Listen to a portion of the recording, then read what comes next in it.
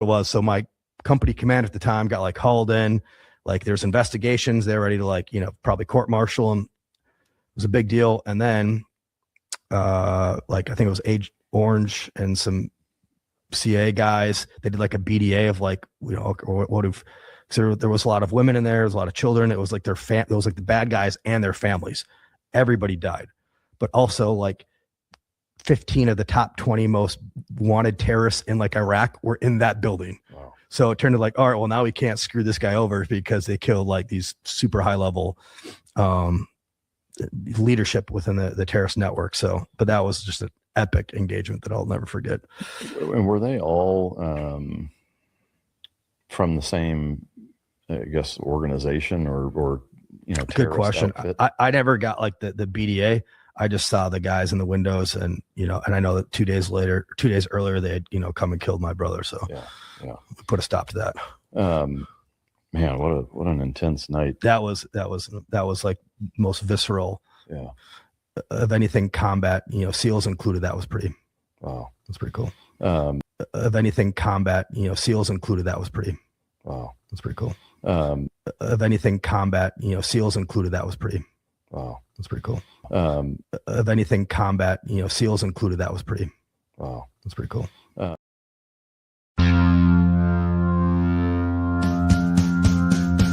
are going for liftoff in T-minus 30. Stand by for further instructions, Minnesota Black Robe Regiment. Secondary guidance systems engaged. Minnesota Black Robe Regiment, it will be on my mark.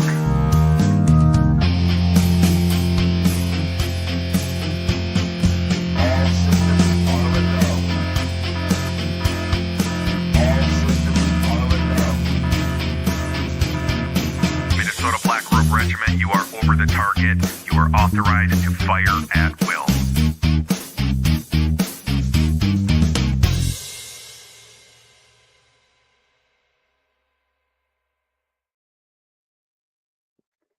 Hey, I got to center myself on the screen. What? Too many things going on at once. Hey, I'm TC. This is MBRR Media, and we are here today to talk about Adam Schwarze and the use of white phosphorus on Kufa Community College, Technical College in Iraq. And I know it sounds like we've already covered this before. We have to some degree, but we're going to be doing a breakdown of what actually took place. But first, I want to get to honoring my show producer, Ryan Schwarze. This is in memoriam. His generosity has really stepped in to keep the show going. And I cannot thank his memory enough for that. So thank you very much to Ryan and his loved ones who have extended their Ryan's graciousness to me and the cause, and have partnered with me in an amazing way. So thank you to that. Thank you to all of my channel members. If you like what I do here and you want to support me, you want to support what I do, you can become a channel member, or you can follow the Give, Send, Go link down in the description of this video to partner with me. It's not just, you're not just doing charity work. This is not just donation. You are partnering with me. And once again, big shout out to my volunteer researcher, Natalie. She is phenomenal, and she does a great job of digging into the cases that we're working on. So what we're going to do is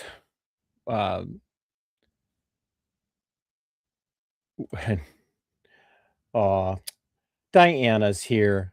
Diana, just so you know, every time you comment on my videos, every time you comment during a live stream, every time you go back to click on the video to comment on it, you are driving me further into the algorithm. So if you don't like me and you don't like what I'm doing, you should probably stop. So there you go. And to the channel admins and moderators, do not silence her. But we're going to share this screen right here.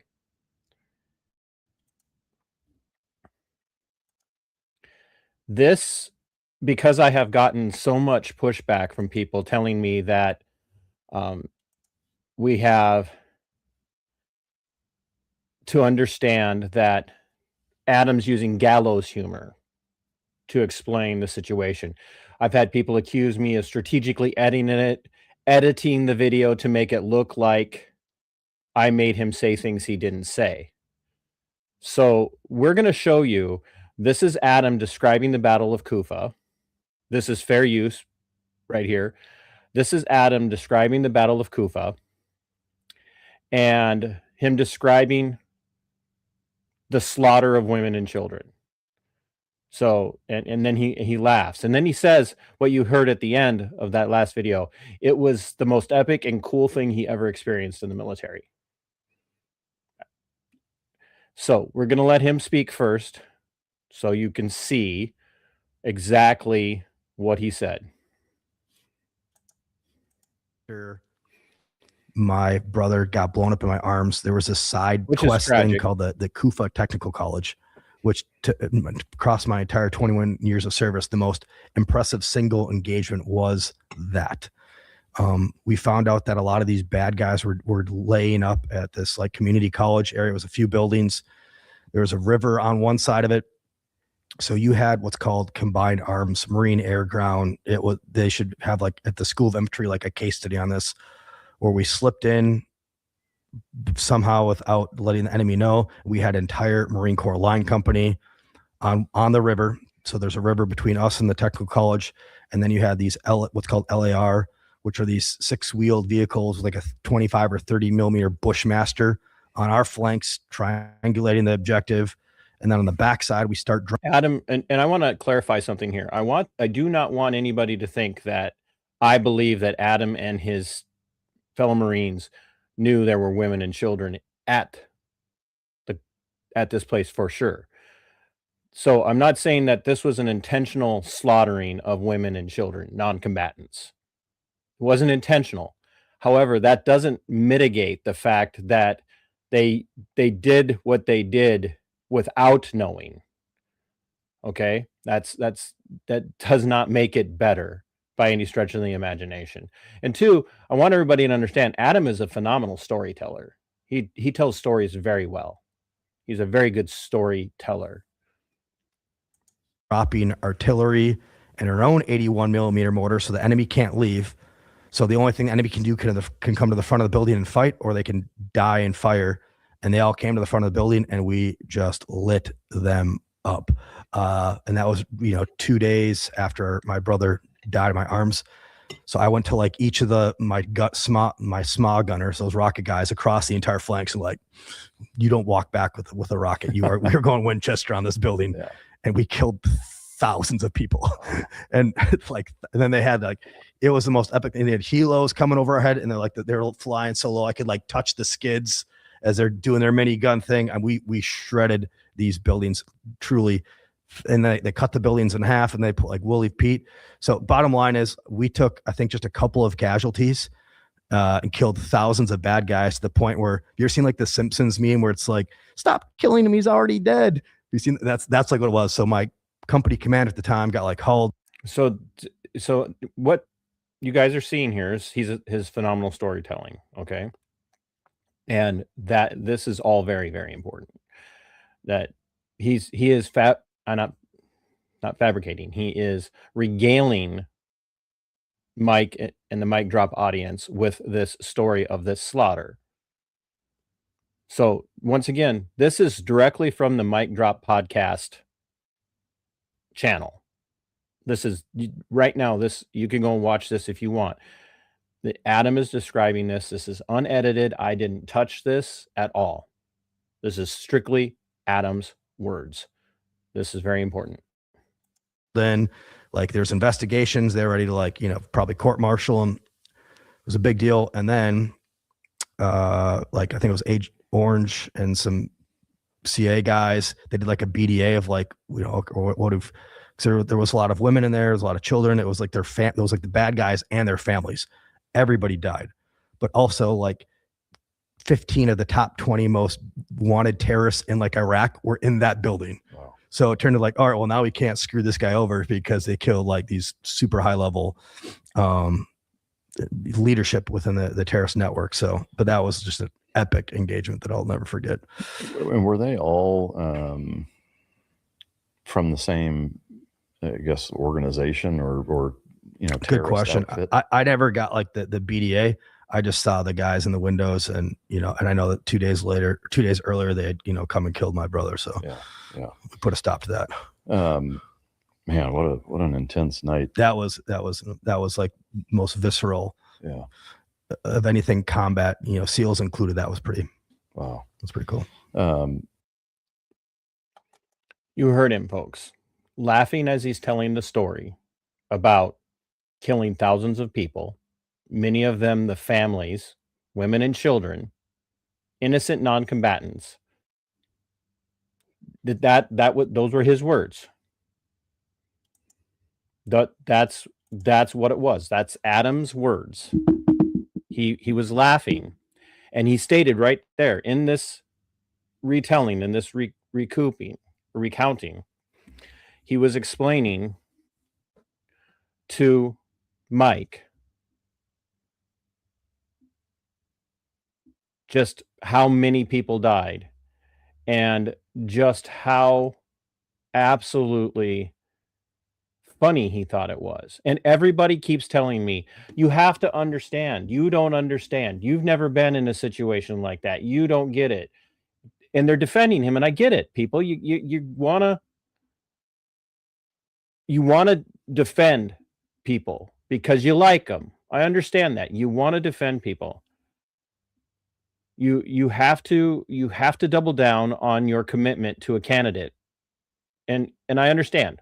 It's a low IQ position, it's a low info position, it's cultish behavior, and I totally understand. It's okay for you to feel that way because you're not thinking about this. So Adam is regaling this story, and just prior to this, he said that being in Iraq was a mistake.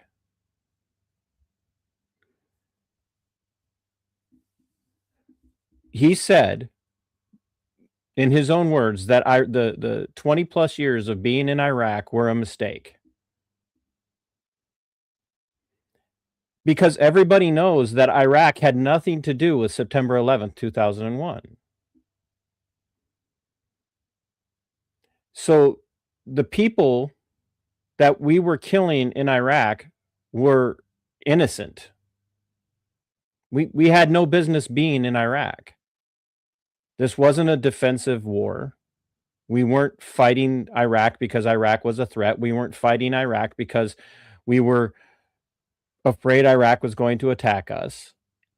We were lied to that Iraq had weapons of mass destruction. We were lied to. They used weapons of mass destruction as a way to convince Americans to go to war in Iraq. And they never found the weapons of mass destruction. And then they admitted later on that it was all fabricated. And oh, by the way, who fed us the information that Iraq had weapons of mass destruction? Geopolitical who? Which country in the Middle East that says everybody has weapons of mass destructions? What weapons of mass destruction? So we had no business being in Iraq, which makes this that much worse. It makes this event much worse. And to give Adam a way out by saying, "Oh, it's gallows humor. It's his way of coping." No, folks, it's not his way of coping. It's not okay to be, because Adam retired, I believe it was in 2023.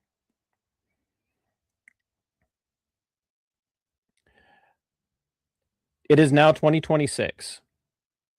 Adam committed to the military well before this. The Battle of of Kufa, the Kufa Technical College, happened while he was still a Marine, which means, for lack of better terminology, Adam had at least a decade to get past the gallows humor aspect of this.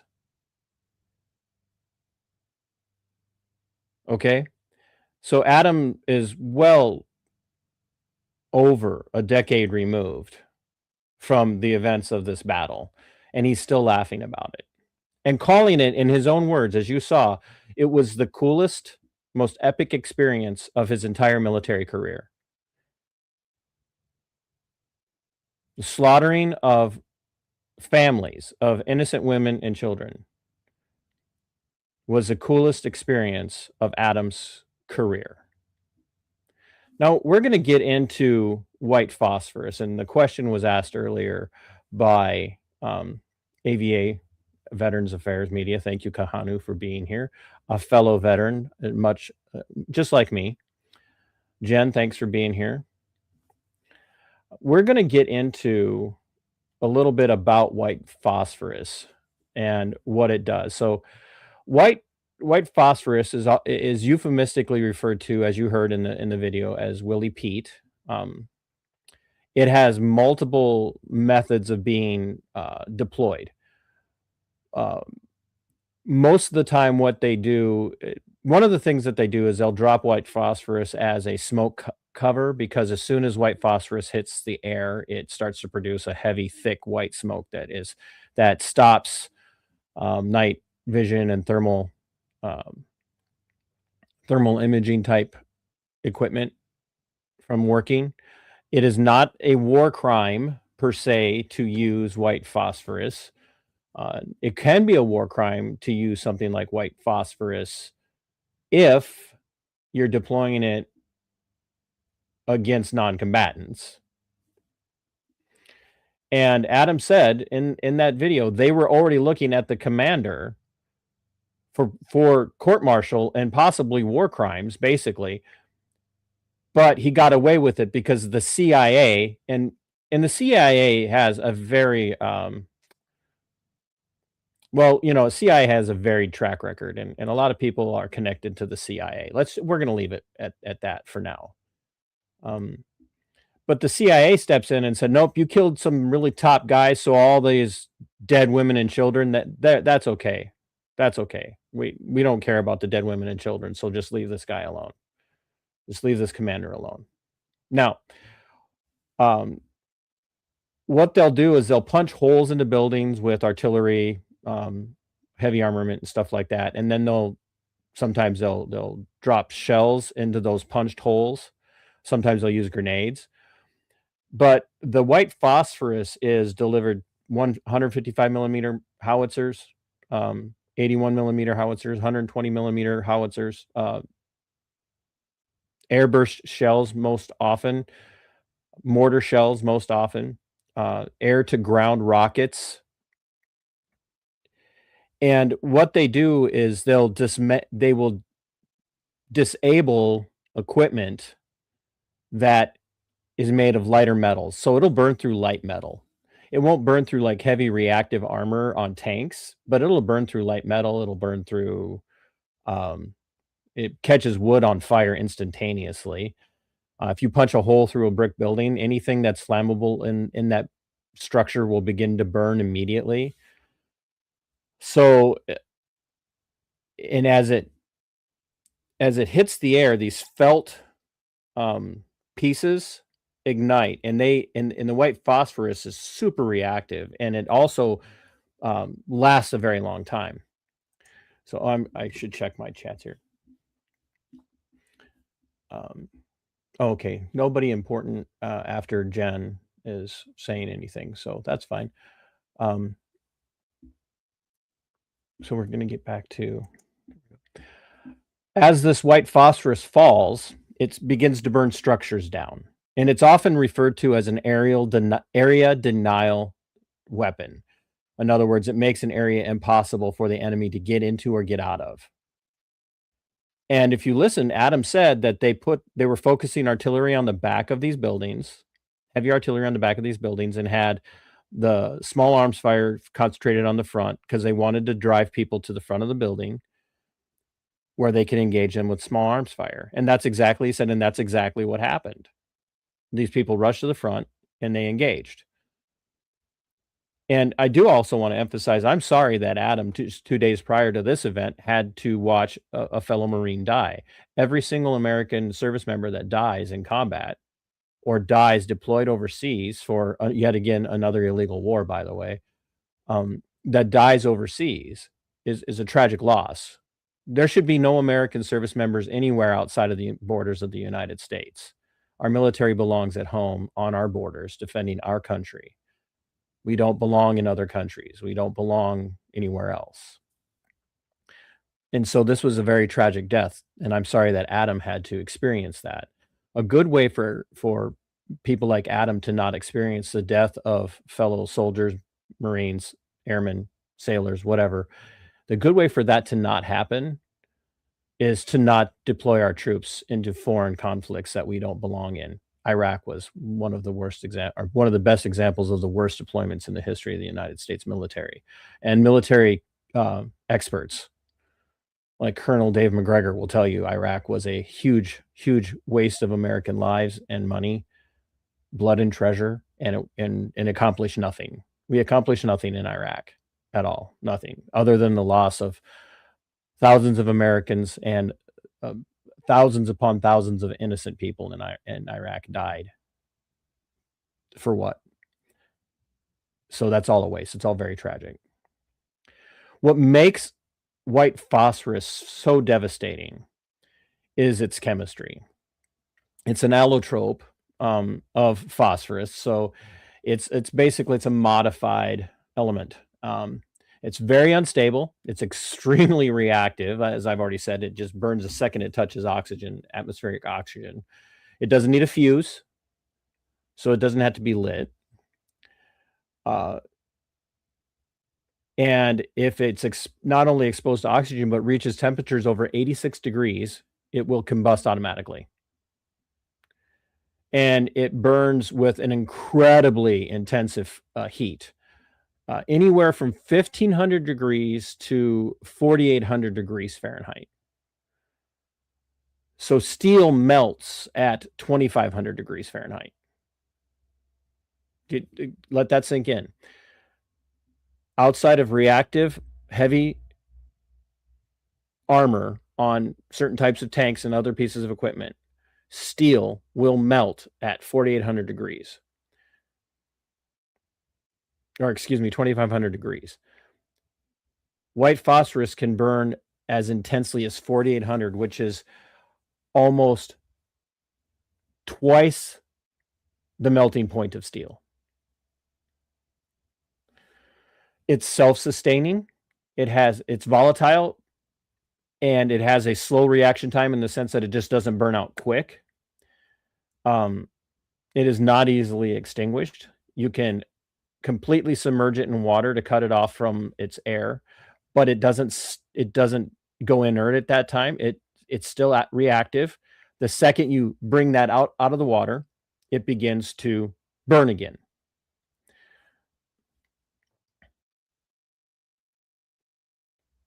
So you can slather mud over it if you've got it on your arm or on your body somewhere, or you can submerge yourself in water and you can put the white phosphorus out. But the second that you uncover it, it will begin to burn again. Now, here's the medical reality of white phosphorus. This is the medical reality.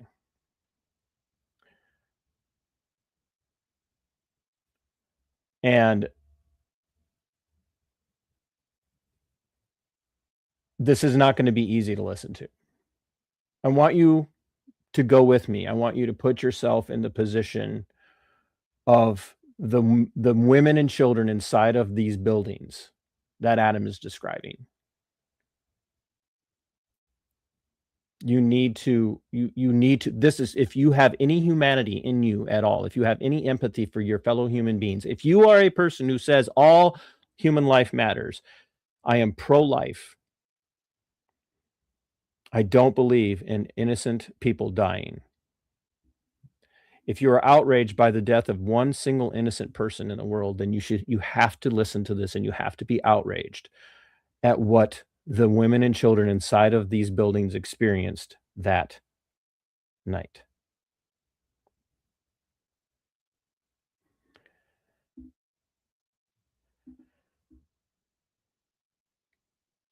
As these buildings are being tore apart by rocket fire, as these buildings are being leveled by miniguns,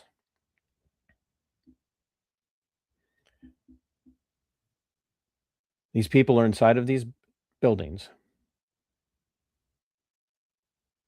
cowering, trying to protect their children, trying to protect their wives. Mothers are protecting babies. Mothers are protecting little boys and little girls. Trying to get someplace where the bullets can't get them, where the bombs can't get them.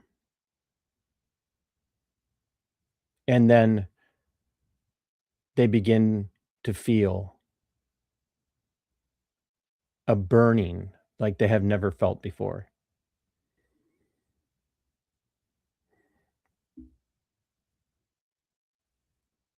As pieces of this felt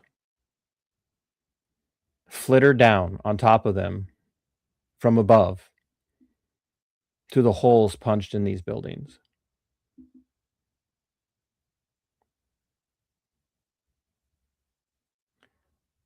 First, it touches their head,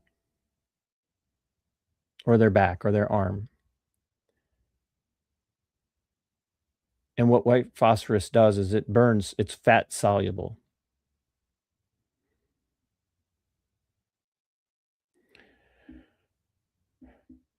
So it dissolves fat. And it will burn through your muscle. It will burn through your fat, through your skin.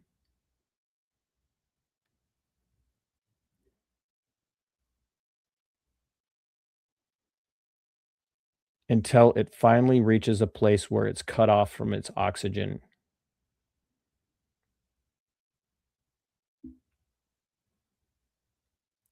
It is slow.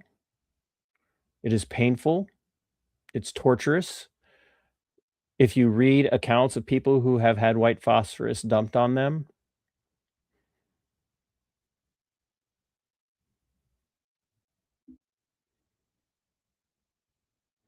they will tell you that they didn't think they were going to survive. And then they will tell you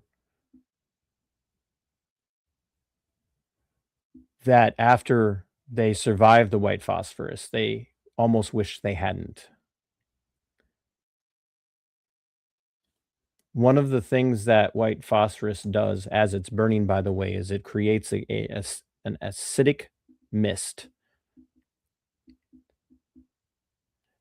It produces a gaseous version of phosphoric acid. And if you're anywhere in the vicinity, even if you haven't been coated with the white phosphorus now enters your lungs, and the white phosphorus interacts with the moisture in your lungs, and it burns your lungs. It burns your lungs.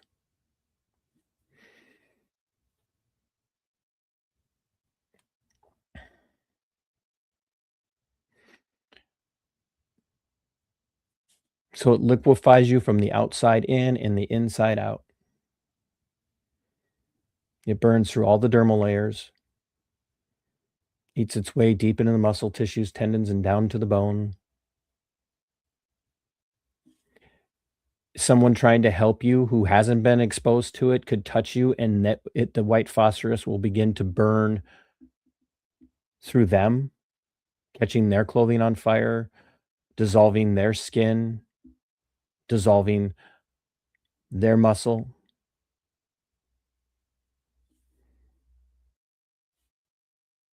They can breathe in that gas in their efforts to help you.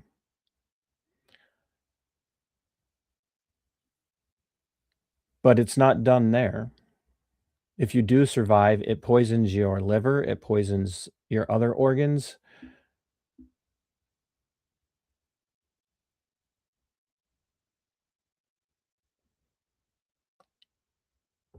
and you live in misery for the rest of your life, whatever's left of it.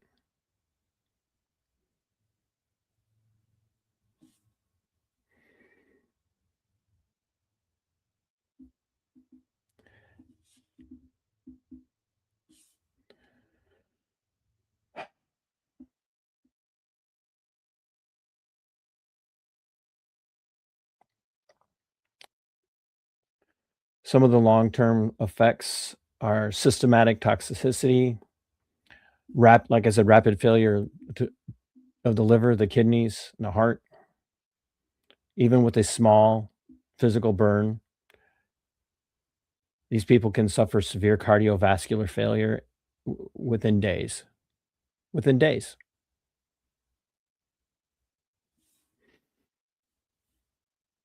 If they escape the organ failure, the aftermath is brutal. The recovery is brutal. Most of the time, they're so scarred that they'll never be recognizable. It causes a necrotic decay.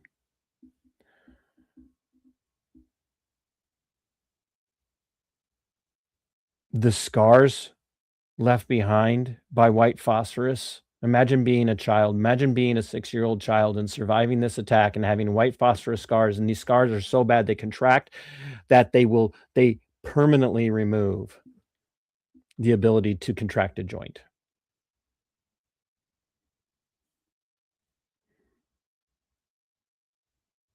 It causes the limbs to deform.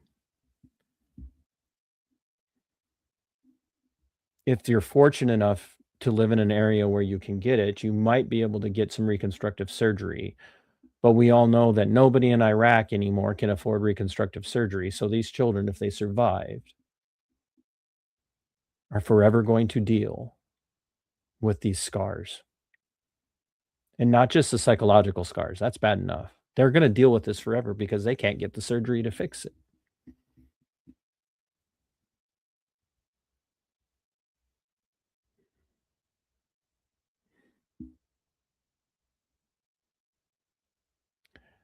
There is a historic scientific reality that is referred to as phossy jaw, being exposed long-term to the white phosphorus vapor. So imagine being trapped inside of a room in this building as this white phosphorus vapor just sits around you. It causes bone necrosis so bad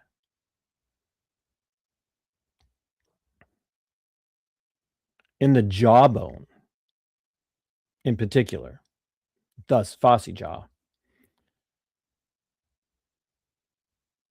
It dies and rots away inside of your face.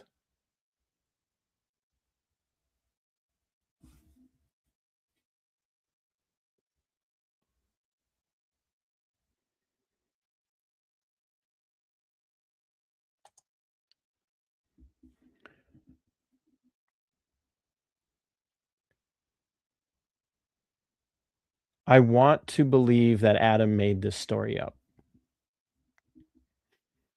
That's what I want to believe.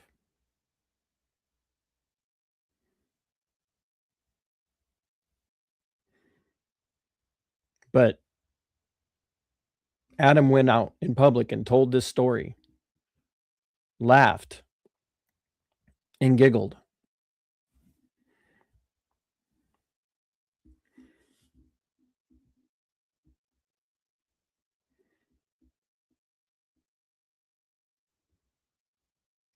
Chortled, chuckled like a little girl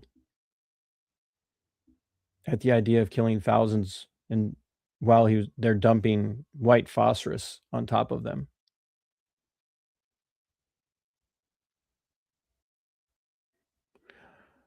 Does the white phosphorus being dumped on innocent women and children, non-combatants, does that make their death?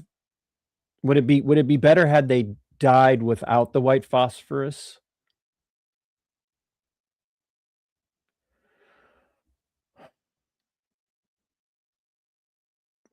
It exacerbates the death, but it doesn't mitigate against the severity of it when you think about what it does to people.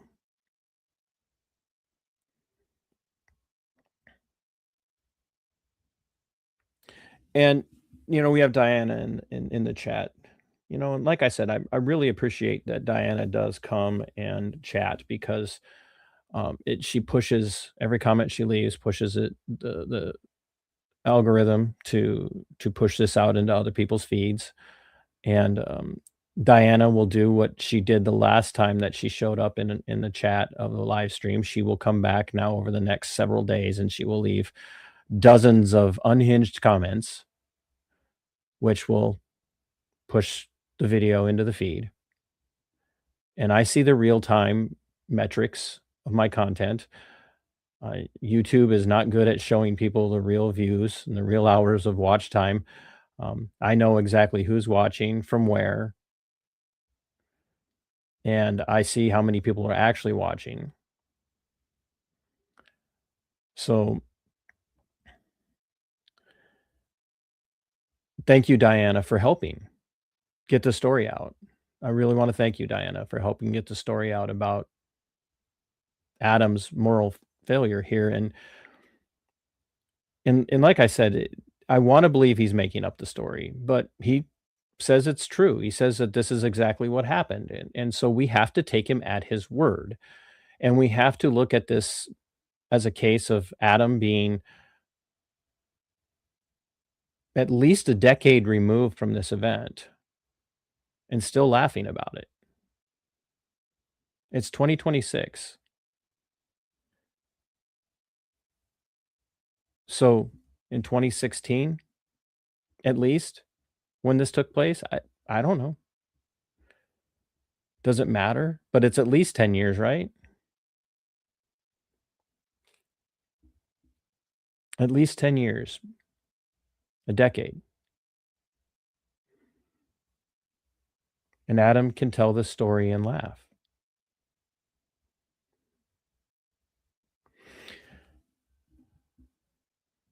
Is it PTSD related?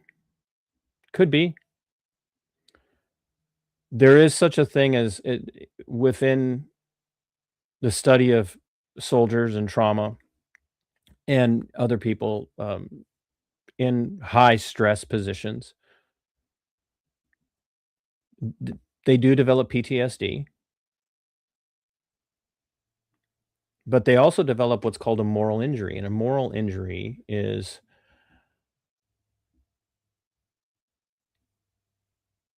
when you have done something that is so not in keeping with your morality, your ethics, and you do it anyway.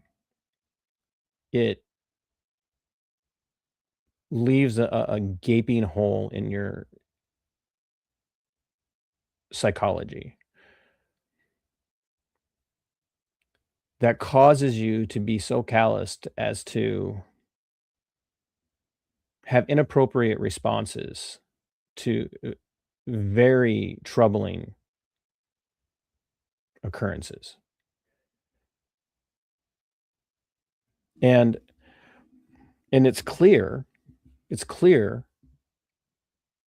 2026, at least a decade removed from the events that Adam described, that he has not, I'm not saying he hasn't gotten help. I don't know if Adam's gotten help or not. If Adam's relying on the VA, he's probably not gotten the help that he wants because we know how terrible the VA is. The VA is one of the most corrupt organizations in the federal government. Just ask AVA. I mean, it's in his channel title of Veterans Affairs Media. AVA can tell you how corrupt the Veterans Affairs, the Department of Veterans Affairs is. So I don't know if Adam's gotten help. I hope he has. But whatever help he has gotten hasn't addressed what appears to be a moral wound.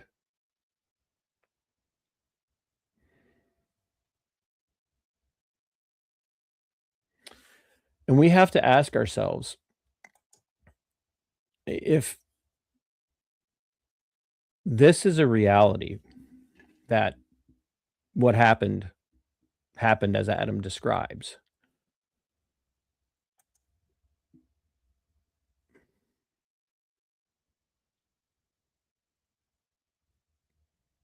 what does that say about him?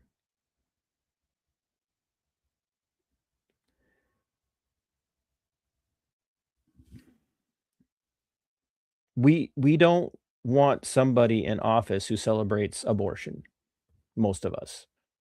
I know not everybody agrees with me on that. I know not everybody that subscribes to the channel, or even all of my channel members maybe, or others. Some of us are pro-life, some of us are pro-abortion. But we wouldn't want somebody who celebrates abortion, the death and the slaughter of innocent children, or laughs about it. We wouldn't want them holding office.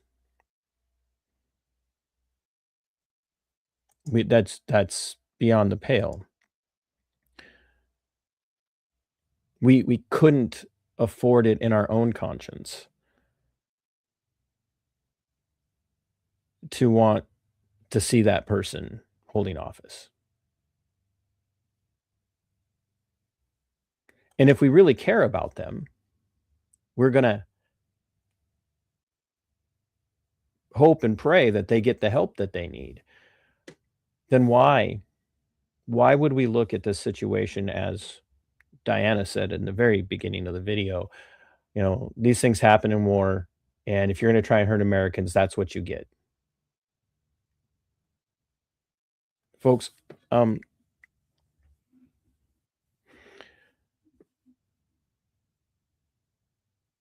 these are the people that are supporting Adam. That's how they talk. That is an absolutely evil, immoral position. That it's okay if women and children die on the battlefield. You got what you asked for. It's the ultimate in F around and find out in their eyes. And they applaud it. They absolutely applaud it. And that's why they want guys like Adam in office.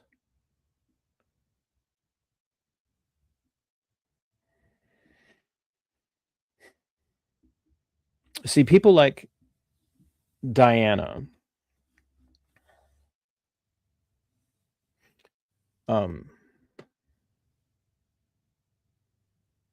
they don't have to worry about moral injury in the sense of going to war. They don't have to worry about PTSD.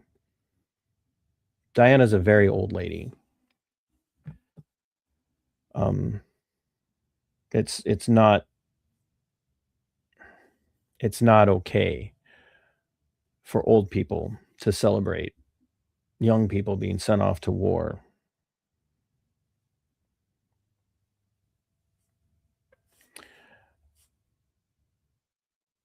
The great American author Cormac McCarthy wrote in his book Blood Meridian about his lead character antagonist, the judge. He used the judge to exposit a truth, and that truth was really powerful to me when I read it. And the reason why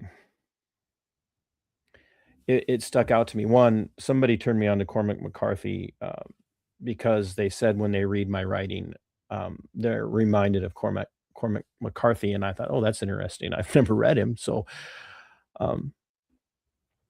here's this quote from the judge in Blood Meridian, published in 1985.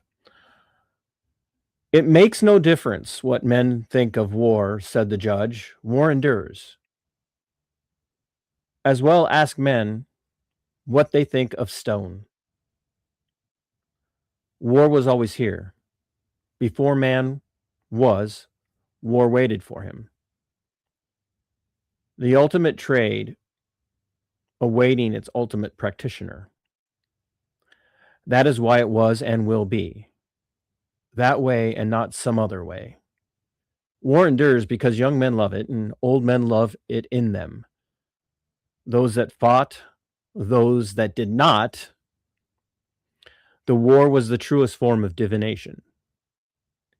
It is the testing of one's will and the will of another within the larger will, which, because it binds them, is therefore forced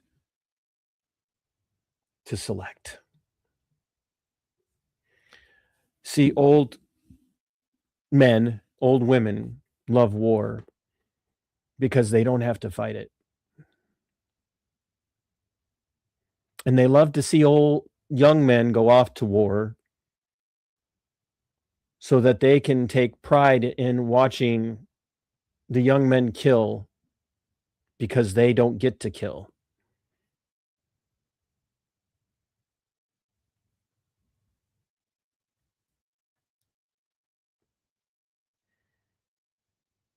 People like Diana can applaud the deaths of thousands of people, women and children, non-combatants, in a community college in Iraq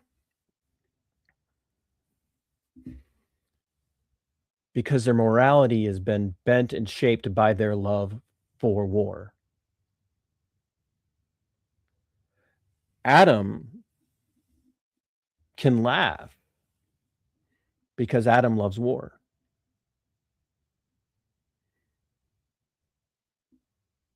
Just mere minutes before he gave this account of this battle where innocent non-combatant women and children died, he said he hates war, but yet now he is back to supporting a war where, guess what, more innocent women and children are being killed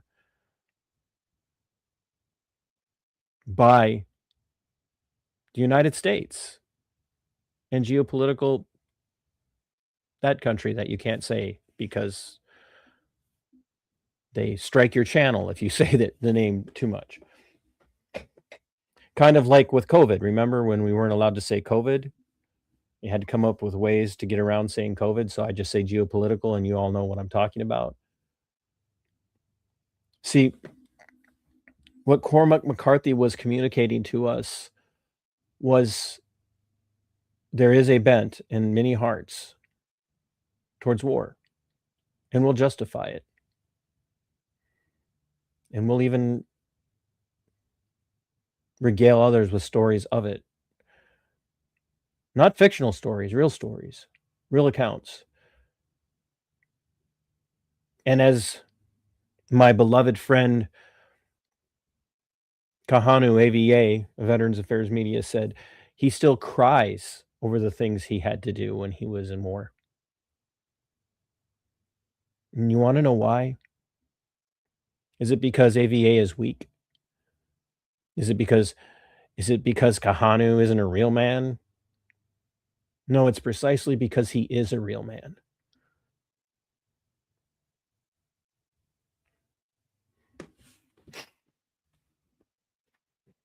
You see, Kahanu has to look in the face of his children every day.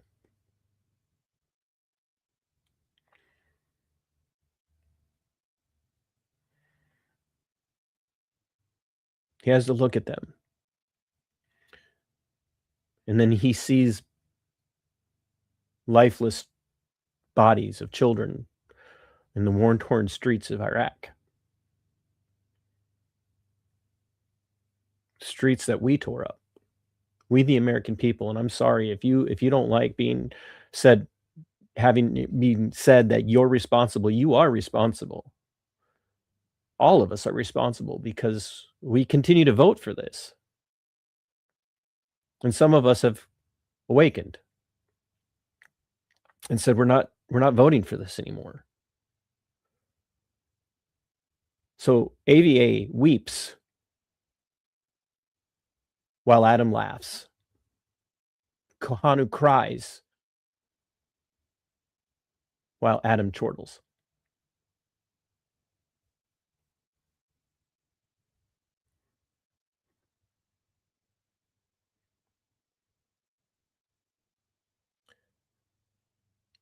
Diana said, you can't do anything about him getting elected. You're right. I probably can't, Diana. There's probably not one thing that I can do. I don't have access to any of the records. I don't have access to any of the documents. But I have Adam's words. We have him on video laughing.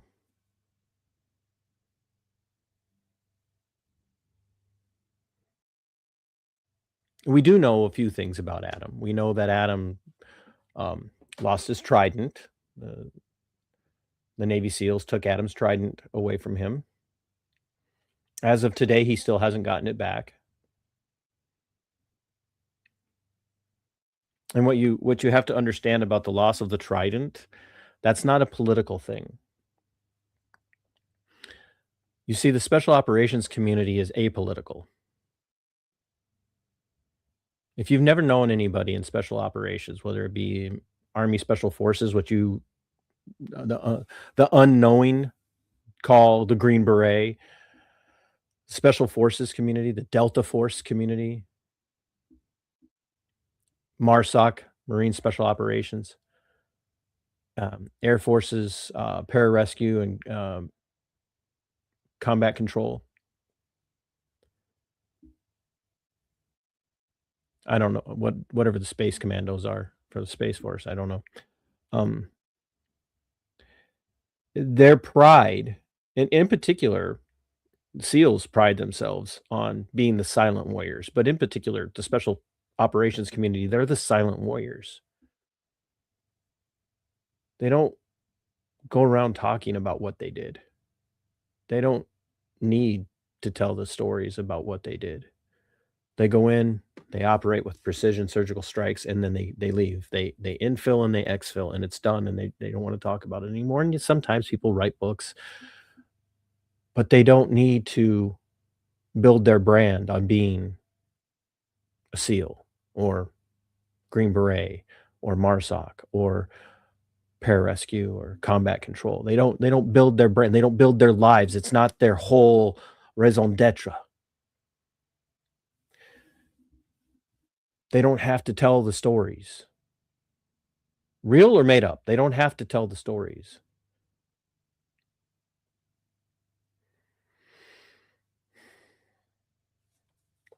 Uh-oh, I froze. Interesting. Wonder what that's about.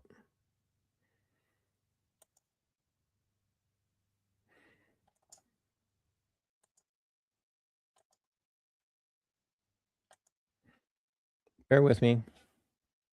Isn't it funny? The only time this happens is when I'm trying to do a show about something very important.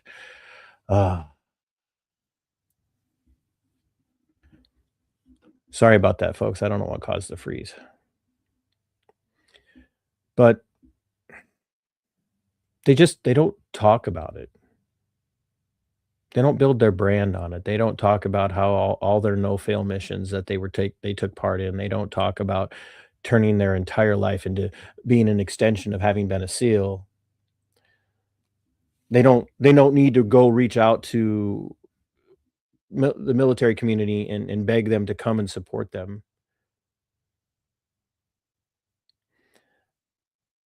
Which, by the way, has been another thing. Well, Adam had a bunch of people that's from the military and other veterans that support him. Well, okay, who cares?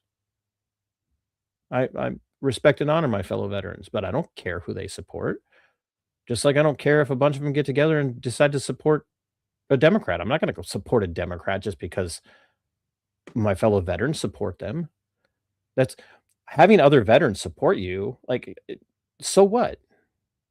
That's an appeal. That's a couple of things. In the logical fallacy world, it's appeal to authority, and it's appeal to experience. Oh, they support him, so he must be good. Like, no. What? So if I can produce more people who are veterans who don't support Adam, does that mean Adam's not qualified? No, it doesn't mean Adam's not qualified. I believe Adam's not qualified, but I believe he's not qualified for different reasons.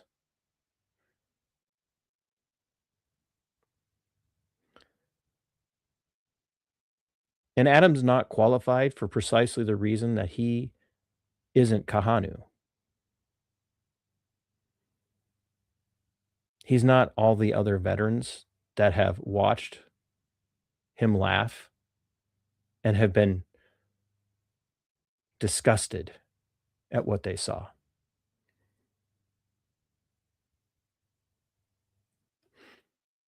So if you want to turn a blind eye to the moral wound, the moral injury that Adam displays by laughing at the death of thousands, including innocent non-combatant women and children and infants, then you have no right to claim to be pro-life. You have no right to claim to be the morally superior individual in this conversation. You have no right to claim to be on the right side of history.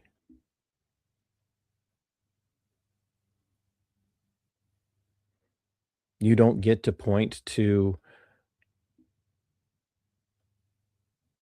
all of the people who are veterans and support him, especially if you've never served, by the way.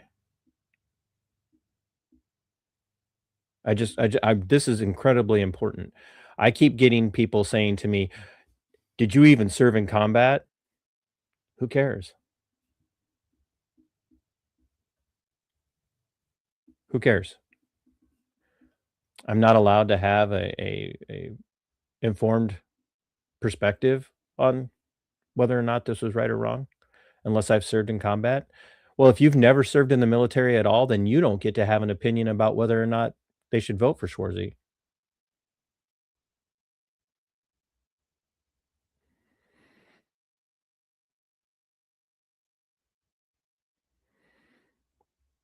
Right? So if I didn't serve in combat, even though I'm a veteran, and I'm not allowed to have a perspective on Adam laughing about the deaths of innocent women and children that he was involved in killing, then if you didn't serve in the military, you don't get to have an opinion on it at all. You shouldn't even be allowed to vote for Adam because you've never been in the military. You see how that Kafka trap works? You can't back yourself out of it.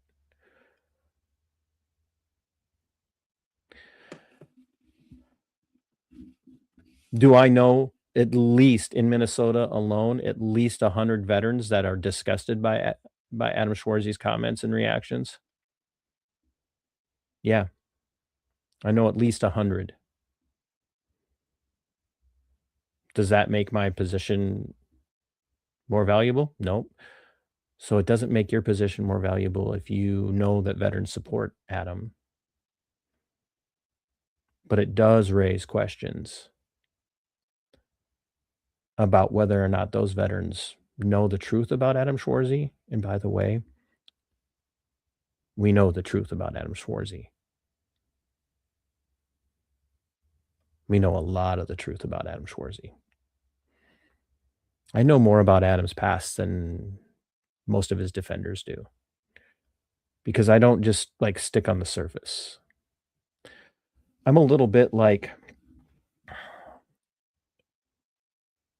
I'm like white phosphorus when it comes to independent reporting.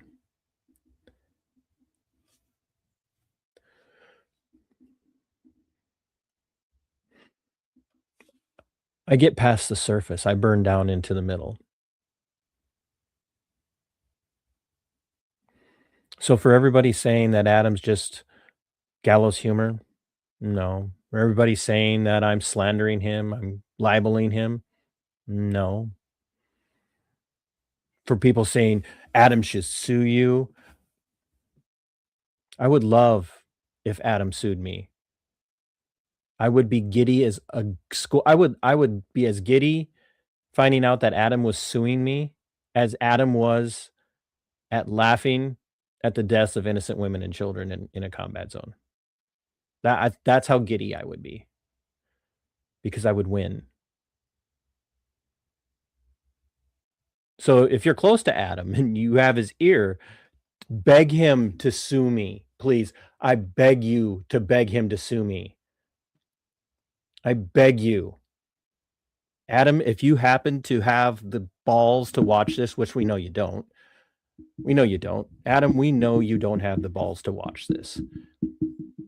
You'll claim you don't have the time, but I know your campaign watches my stuff. So, but Adam and his campaign, I swear, please sue me. Sue me. Sue me. I'm begging you. I need you to sue me. Thank you very much, Skipper. Oh, there's another person who wouldn't laugh at the death of innocents.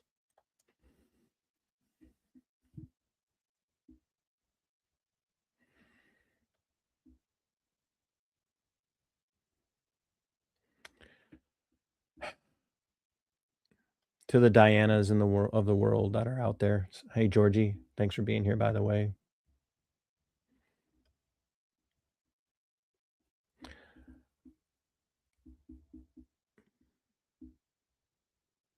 To the Dianas and others.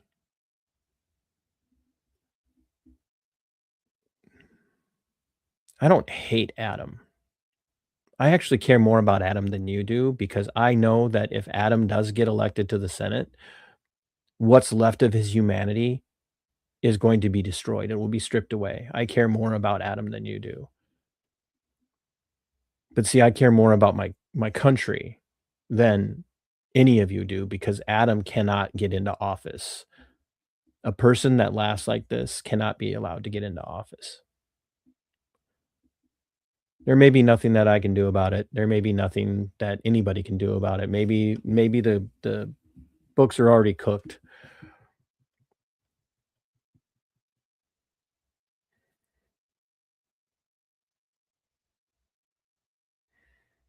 But maybe, just maybe, one person can be swayed by one thing I say in any of the content that I put out.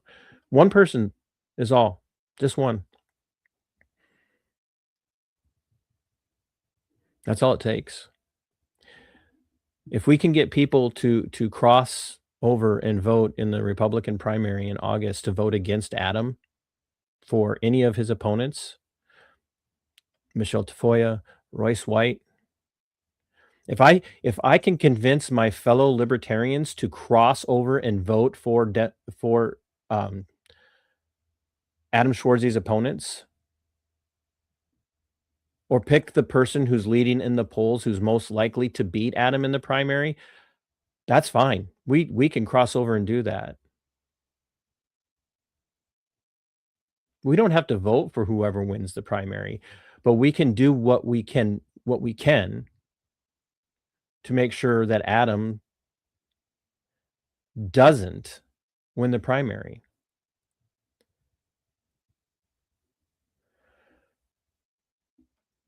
I had told my researcher Natalie I needed her to be like in the chat or behind the scenes, because and she sent me a message right when I said focus. So,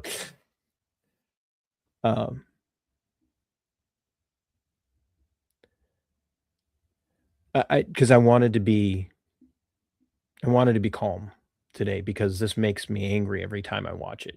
It just absolutely makes me angry, because it strikes my moral center. Partially because I let Adam fool me when I met him. I thought, man, this guy might be the real deal. And I'm embarrassed by that. And I publicly need to say this too. This is going to blow everybody away. I owe Royce White an apology for not seeing what he was seeing in Adam when he was calling Adam out. Royce and I are probably never going to be friends. There's just too much water under that bridge already.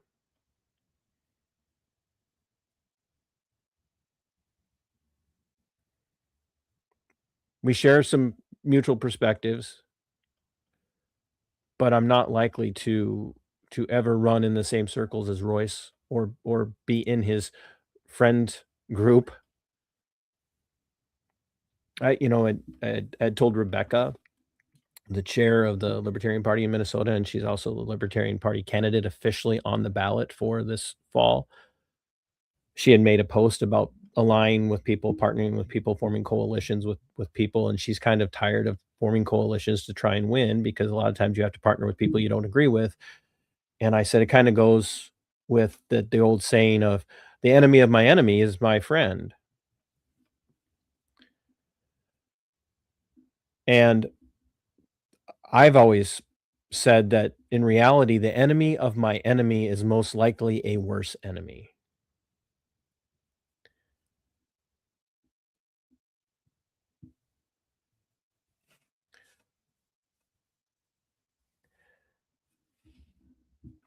But if somebody who opposes Adam Schwarze can benefit from any of the stuff that I'm going to be putting out in the days and weeks to come, God bless them. Let them use it. Let them use it. Royce clipped my video and put it out on his social media in front of his audience. Didn't credit me. That's fine. I literally don't care if I get credit. I don't care if I get the views. Because this isn't about me growing my channel. This isn't about me getting, hours. It's not me, earning income. This is literally about fighting what I see as banal evil. It's not even banal. This is pure evil in the guise of a Republican candidate for Senate.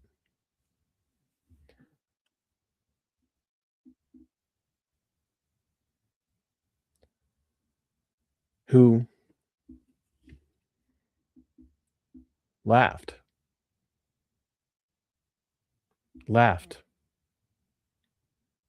and made jokes and more jokes about dropping white phosphorus on women and children. And then at the end, said it was the most epic, most cool thing that he ever experienced in his entire military career, even when he was a SEAL.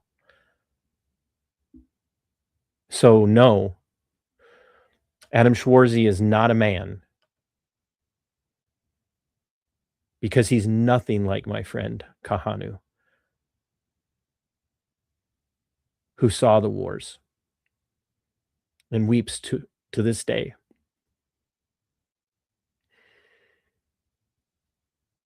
A man doesn't see an atrocity like thousands dead, women and children, innocent women and children, non-combatants, burned alive by white phosphorus,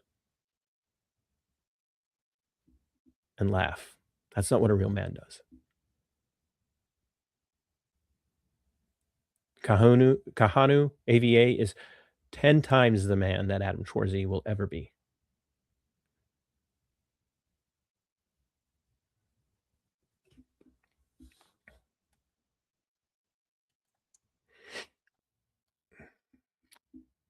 I want you to hear him one more time.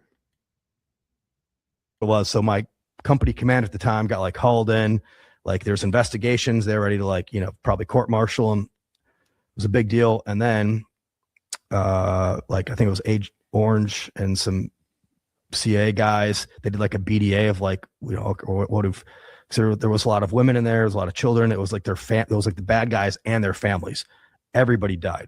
But also 15 of the top 20 most wanted terrorists in Iraq were in that building. Wow. So it turned to all right, well, now we can't screw this guy over because they killed these super high level leadership within the terrorist network. So, but that was just an epic engagement that I'll never forget. And were they all from the same, I guess, organization or Good question. I never got the BDA. I just saw the guys in the windows, and and I know that 2 days earlier, they had come and killed my brother. So yeah, we put a stop to that. Man, what an intense night. That was most visceral. Yeah. Of anything combat, SEALs included. That was pretty. Wow. That's pretty cool. Of anything combat, SEALs included. That was pretty. Wow. That's pretty cool. Of anything combat, SEALs included. That was pretty. Wow. That's pretty cool. Um, Of anything combat, SEALs included, that was pretty. wow. That's pretty cool.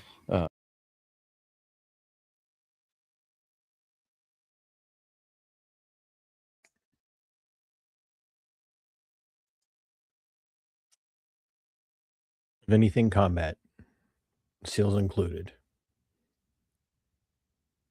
That was pretty cool.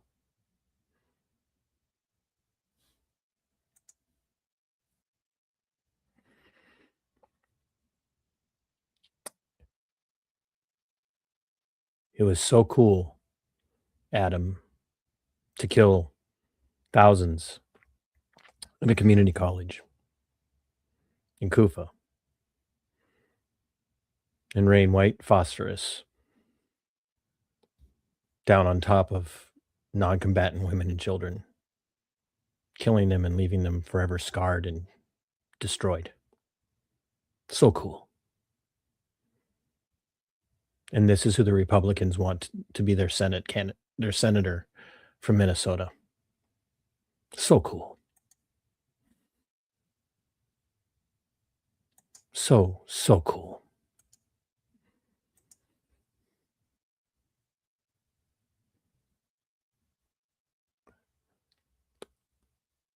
Until next time. Sic Semper Tyrannis.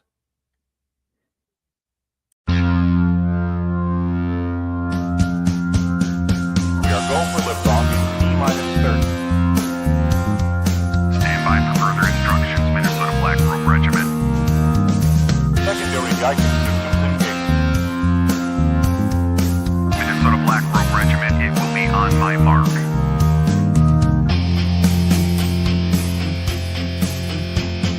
All systems are a go. All systems are a go. Minnesota Black Robe Regiment, you are over the target. You are authorized to fire at